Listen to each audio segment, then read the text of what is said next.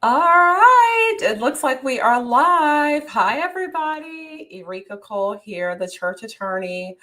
I hope you are having a fantastic Tuesday.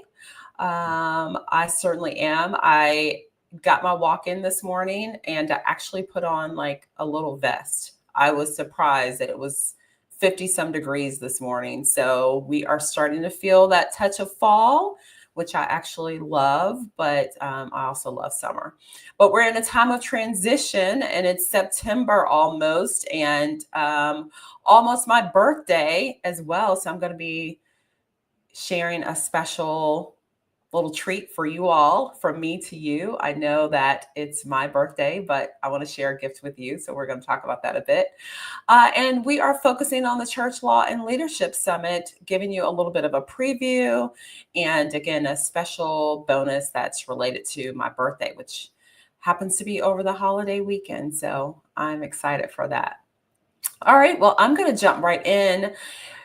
Can you believe that this is the 18th year of the annual, what was called the Church Law? It's the Church Law and Leadership Summit. It was previously known as, I guess I'm forgetting what it was previously known as. I really have given into this new title. Hey there, I see some folks joining us. Church Compliance Conference. So for years it was known as the Church Compliance Conference, but we really wanted to move into some new branding that really reflected the fact that we get to serve church leaders. And we're obviously focusing on the law because I am the church attorney.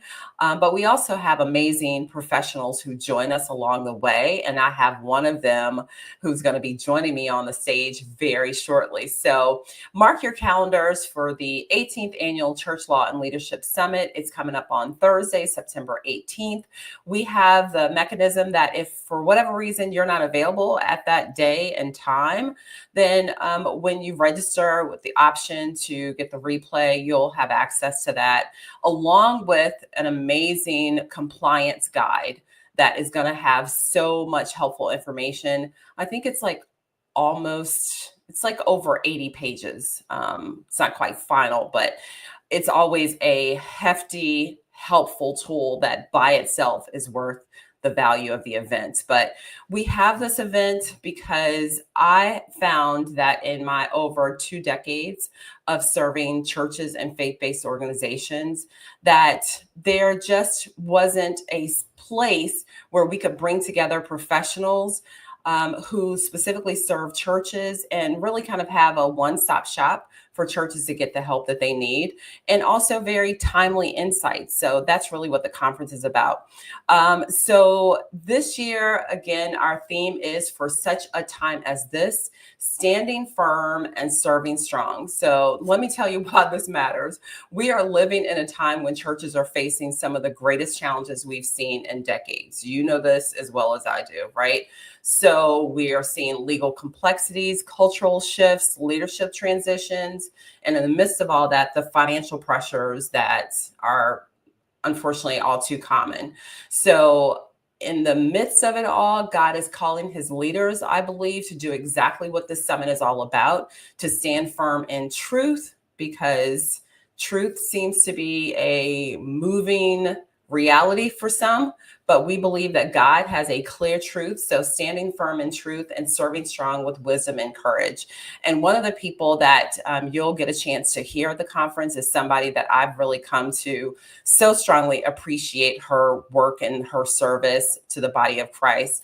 I'm adding her to the stage. This is Barbara Starley. She is a CPA. Hi, Barbara. Good morning.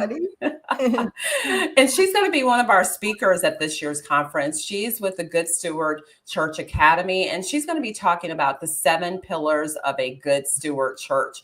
And when you talk about that whole idea of stewardship, Barbara, I feel so strongly about that. In the legal context, right, I reference it as that fiduciary duty, that legal duty that unfortunately too many board members don't even realize that it's a legal obligation, right? A lot of times church leaders, whether they are someone who's serving on the music ministry or whether they're someone who's serving with the youth or the finances, right? They're serving often because they love the church, they love the Lord. And somebody asked them, frankly, but they don't understand that there's like a fiduciary duty to these roles. And so that's a big part of what I get to share about. And you connect that same concept, I think, through the idea of stewardship. So can you just share a little bit about your speaking topic of the 7 pillars of a good steward church and what it means to be a good steward? Yeah, thank you. I really believe that I was called to this position a few years ago when I met with a small church that their books are really a mess. The board couldn't make any decisions. They thought there was potentially fraud in the church, which there wasn't. But they called an auditor, and the auditor said, "You don't need an audit; you need your books fixed." And it was the gal that I met with. She literally was almost in tears. She thought she had to scrap everything that she had already worked at so hard. And it was really that day that I believe God called me to serve churches, and in the area specifically of stewardship, because finances aren't just about bookkeeping and just about creating a financial statement. It's about being able to make wise decisions, that Yes. our books show accountability and integrity, and that we can go to that the board understands what they're looking at, that if they're going to communicate that with their congregation, which they should, and to their congregation as well, that they come through, that they are doing everything that is legally correct, to your point, but also financially, that they understand how those numbers are. And if you can make wise decisions, you can only make wise decisions if the books are full of integrity and accountability. I love that so much, because no matter what size church you are, and I recorded a podcast episode yesterday that will come live over the next several weeks, the Church Law podcast. And I interviewed an amazing church researcher, and he really gets all in the data around church size and how resources are utilized, and really helps to project kind of the future of church, if you can imagine. And one of the things that we talked about is different church sizes. So he's doing this whole research on large churches, which he defines as churches over 1,000. At the same time, he readily acknowledged that the average size church is something like 60, 65 in the US. So I really noticed that sometimes churches think that only the big churches have these responsibilities, right? Or like that sometimes seeking help is something that only big churches need to do. And the reality is that, thanks for the thumbs up. The reality is that every church has needs. And as I say, every church has to follow the law, no matter what size you are. So when we talk about fiduciary matters, when we talk about the topics that we'll be addressing in this summit, it's for every single church, whether you are a church of 25 or a church of 2,500, right? Yeah, and that's exactly right. And I would say my client base, although I do have several churches that are on the larger side of things, most of my clients are small to medium-sized churches that really didn't think they could have someone that could come and be in their hip pocket to help them, or they didn't know where to turn. And so that's the whole idea for me, is being able to empower them to understand, not do the work for them, but answer their questions, to be there as that authority that they can come to, and with no judgment, right? That I'll have people that come to me and they'll say, I was thrown into this position. I don't know what I'm doing. I'm not an accountant. And you and 99% of the people that I talk to, exactly, that's the first things that they say. And I love seeing the light bulbs go on for my clients, that they really get what they're supposed to be doing. And that they know. I love that churches know that we're on their side, right? Yeah. I think it's just so powerful when they can make the selection to say, let me bring a CPA in to help. Let me bring an attorney in to help, right? They're making the decision themselves, as opposed to, God forbid, the IRS auditing them, or them getting some notice from the state, right? Or some issue like that. We are really wanting to help them be preventative. So we say, take the vitamin as opposed to the pill, right? That's my perspective. It's like, yeah, I've got this whole thing of vitamins, right? I'm going to take the vitamins so that ideally I can avoid having to take the pill. And that's what we want churches to be able to do. So I also am in a little bit of an exciting time because it's my birthday week. My birthday is coming up, and I really want to be able to share something with folks that connect to the summit. So I dropped the link that if you go to the site and you sign up for the summit, you use the code birthday, you're going to get a bit of a special treat. You're going to get a gift from me. And that gift is we're going to actually share with you the first month of my program called Faithful Foundations Membership. You'll get to hear more about it at the summit. But the whole idea is exactly what Barbara was talking about. A lot of times churches, they think, well, we can't afford the kind of help that an attorney with your years of experience and knowledge provides. We can't afford the kind of bookkeeping that someone like Barbara may provide. But really, the whole idea is to be able to give this bite-sized information over time and also make sure that you get the insights that you need. And so when you sign up for the summit and you use the code birthday as your coupon code, then you will get the first month of my Faithful Foundations program for free. You'll get a sneak peek and you'll get to check that out. And not only is Barbara speaking at the summit, but she's actually a member of Faithful Foundations membership. And I love that for us. Well, I love that I am part of that because it does actually add a whole nother layer of expertise that I am not an attorney.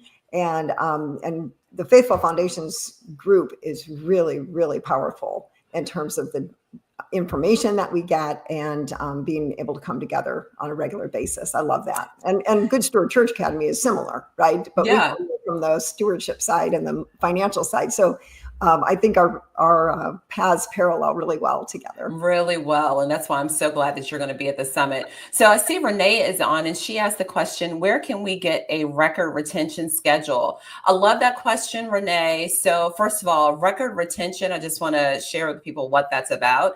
So a record retention policy should include the schedule. Right. So the record retention policy is really to help churches know what records they need to keep for what period of time and when you can and how you can destroy records when that time is up. So I really recommend having a record retention policy. And in that policy, you would have a schedule. And the Faithful Foundations membership, as a part of the membership, we actually cover record retention. So I would invite you again to be a part of the membership and what we're doing in year 2. So we have now coming up on our second year of folks who've been in the membership, and we are creating an entire binder of policies for them. And the record retention policy is one of those things that we'll have. So Cavell is with us. He's also in Faithful Foundations membership and is going to be a part of the summit. Thank you for your happy early birthday wishes. And I love, thank you, Cavell. He says, take advantage of this offer, small investment for a long-term result. Amen. That's what we are here for, right? As a matter of fact, somebody asked me, they were like, how can you do this summit for this price? And I have to admit, it's not like it's sometimes you make decisions because you just feel that God's urging you to do it and to make it accessible, and you're trusting him with the outcome. And that's really where I am right here. I want to make sure that churches can get this information, and literally they're going to get insights that are a fraction of the cost of 1 hour of a consultation with an attorney, right? So on average, that might be something like $600 for a consultation. The team package is 5 tickets for less than half that price. So I've loved it so much. AJ says, I've already registered. Can I still have your birthday gift? Sure, AJ. Of course, we're happy to share the birthday gift. I'll make sure that my team gets that out to you. I'm glad that you're with us, and I'm glad that you are registered. And we'll certainly be happy to share that. So we're going to wrap up, but I just wanted to make sure we hopped on and shared a bit about this upcoming summit, that folks got a chance to meet you, Barbara, and hear a little bit about what you'll be talking about as the 7 pillars of a good steward church.